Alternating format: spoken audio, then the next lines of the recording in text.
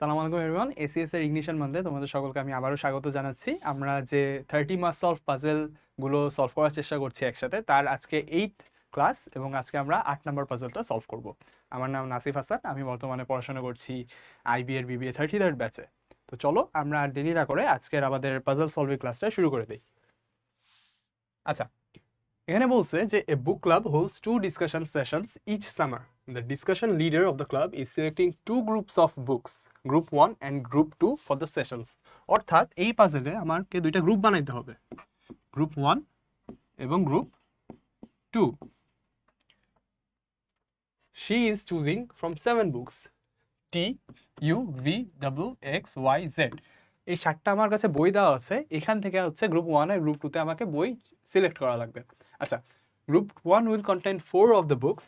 Group 1 এ আমার 4টা বই যাবে এবং group 2 will contain the other 3। Group 2 তে আমার বাকি 3টা বই যাবে। The leader must select the books for each group according to the following restrictions. যেহেতু পাজল সলভ করতেছি, রেস্ট্রিকশন থাকবে, ওটা অবভিয়াস। চলো দেখি রেস্ট্রিকশনগুলো কি। T can not be in the same group as you.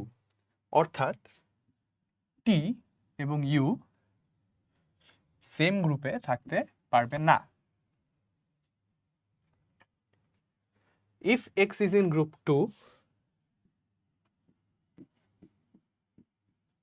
then Z must be also be in group 2. Z2. আবার if Z is in group 1,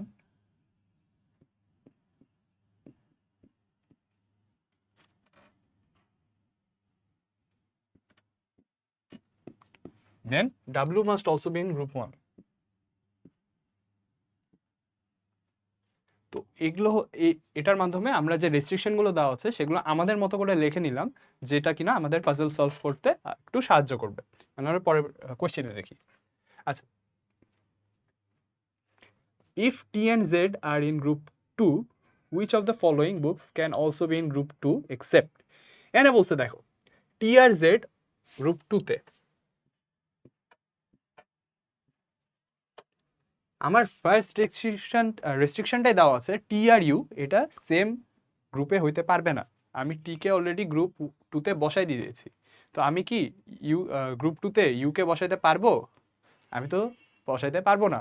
এখানে বলছে এক্সেপ্ট, অর্থাৎ টি আর জেড কে গ্রুপ 2 তে বসানোর পরে কোন বইকে আমি গ্রুপ 2 তে বসাইতে পারবো না? এই 5টা বই সবগুলোকেই পারবো এক্সেপ্ট ইউ। অ্যান্সারটা অলরেডি দেখানোই আছে, এক্সেপ্ট ইউ।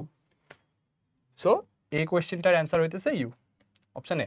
আচ্ছা, and now if z is in group 1, which of the following must be true? এখানে বলছে z যদি গ্রুপ 1 এ থাকে, তো z কে আমরা গ্রুপ 1 এ বসাই। এখন রেস্ট্রিকশনে কি লেখা আছে দেখো, z যদি গ্রুপ 1 এ থাকে তাহলে w কেও 1 এ থাকতেই হবে। তাহলে z কে আমরা গ্রুপ 1 এ দিছি, তাহলে w কে আমরা গ্রুপ 1 এ দিলাম। এখন দেখো, এটা বলতেছে যে টি আর ইউ সেম গ্রুপে থাকতে পারবে না, তাহলে এই দুইটাতে টি আর ইউ থাকতে পারবে না, আবার এই দুইটাতেও টি আর ইউ থাকতে পারবে না একসাথে। সো এখানে একটা টি অথবা ইউ আসবে, এখানে একটা টি অথবা ইউ আসবে, দুইটা ইন্টারচেঞ্জেবল। তো আমরা এটাকে এভাবে লিখি যে হয় টি আর ইউ দুইটাকে ইন্টারচেঞ্জ করে দুই গ্রুপে ভাগ করে দিতে হবে আমাদের।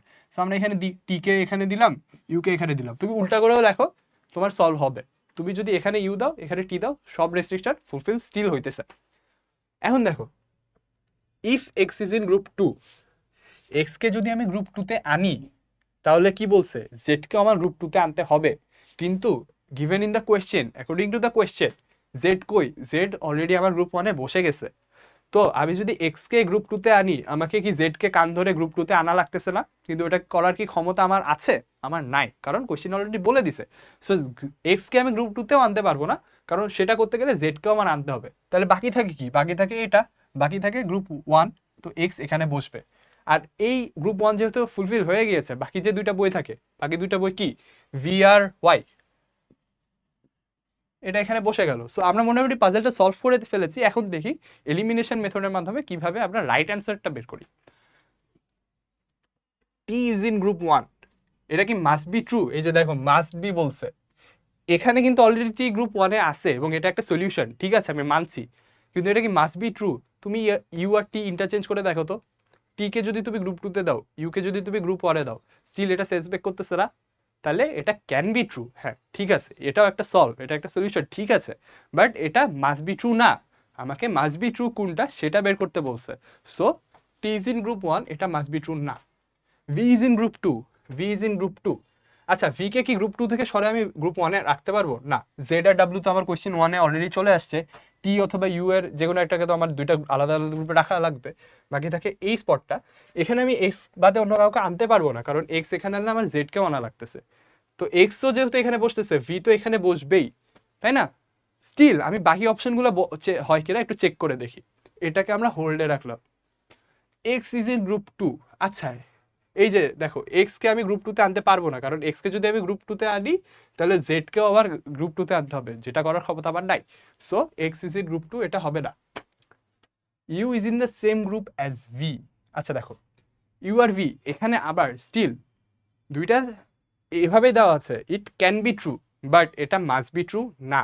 তুমি you R T K interchange করে দাও, স্টিল এটা সেন্স মেক করবে, V Y T Z W U x.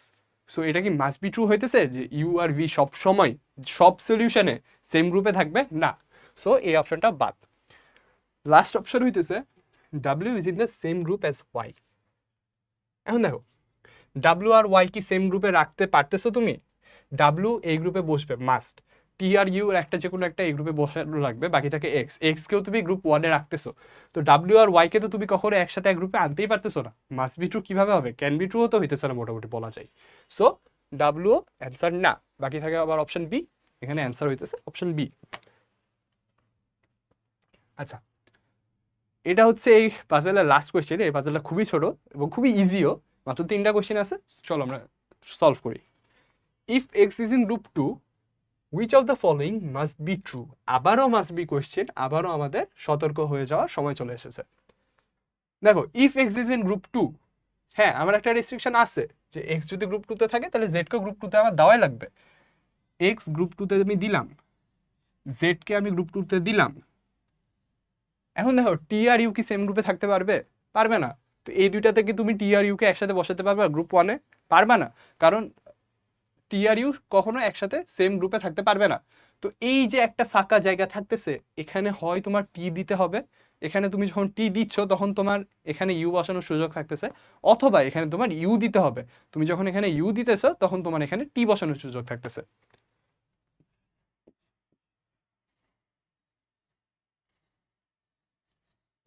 You বা টি যে কোনো একটা এখানে বসলো। এখন দেখো, which of the following must be true? T is in group 2, হ্যাঁ এখানে টি বা ইউ যে কোনো একটাই তো আমি গ্রুপ 2 তে দিতে পারতেছি, মাস্ট বি ট্রু বলছে। তার মানে কি T is in group 2 option A এবং option B U is in group 2, এই দুইটার একটাও কি মাস্ট বি ট্রু? না, কারণ আমি গ্রুপ 1 এ টি দিলে ইউ চলে আসবে গ্রুপ 2 তে, এবং ভাইস ভার্সা, গ্রুপ 2 তে যদি আমি টি রাখি তাহলে ইউ চলে যাবে গ্রুপ 1 এ। সো অপশন এও বাদ, অপশন বিও বাদ। এখন দেখো, W is in group 1, X আর জেড এটা তো আমার অ্যাকর্ডিং টু দ্য কোয়েশ্চেন দেওয়াই আছে। ইউ বা টি এটা তো আমার গ্রুপ 2 তে রাখা লাগবে, হয় ইউ আসবে নাহলে টি আসবে। তাহলে ডাব্লু এর কি গ্রুপ 1 এ যাওয়া ছাড়া আর কোনো অপশন আছে? তুমি বলো। অপশন নাই, একে ডাব্লিউ কে গ্রুপ 1 এ যাইতেই হবে। Y is in the same group as Z, না, এখানে ইউ অথবা টি আসবে, জেড এর সাথে সেম গ্রুপে তুমি ওয়াই কে আনতে পারতেছো না। Z is in the same group as U, না, তুমি এই ইউ না এনে এখানে টি আনো, তাহলে তো এক্স জেড টি হচ্ছে, সেম গ্রুপে কি থাকতেছে জেড আর ইউ? না। তো অপশন ইও হইতেছে না, অপশন সি একমাত্র অপশন যেটা কিনা মাস্ট বি ট্রু, এই কেসে রেস্ট্রিকশনগুলো দেওয়ার মাধ্যমে আমরা বের করতে পারলাম। সো যেটা বলতেছিলাম যে এই পাজেলটা খুবই ছোট, খুবই সিম্পল, আশা করি তোমরা সবাই বুঝতে পেরেছো। ইনশাল্লাহ নেক্সট ক্লাসে আবার দেখা হবে। আসসালামু আলাইকুম।